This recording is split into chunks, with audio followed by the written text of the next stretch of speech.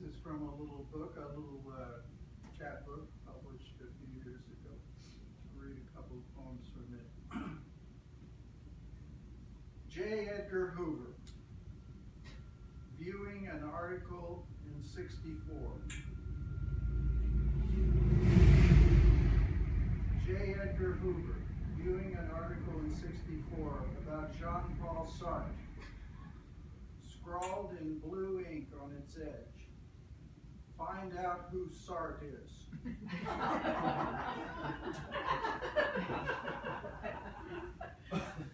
I always, not so much now, but in the 80s and 90s, they had these beatnik festivals where some of the beats were still alive. Allen Ginsberg, Gregory Corso,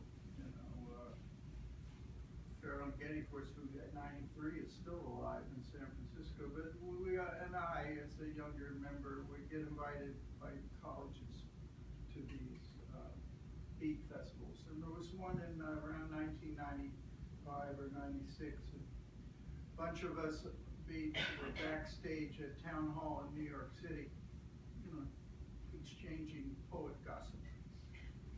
And I was talking with Michael McClure. Adventures in the Jack Trade.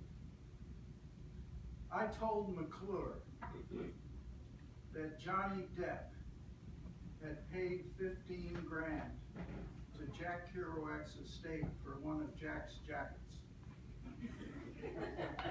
McClure and his partner Ray Manzarek were just about to go on stage at Town Hall, and Ferlinghetti was toning his final poem on stage.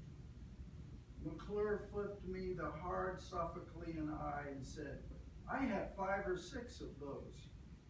"So do I replied, my mind shifting cunningly from free will to goodwill, thinking, of course, that Johnny Depp will need a second coat for when the first is in the cleaners, and another for his summer home, and one for his mansion in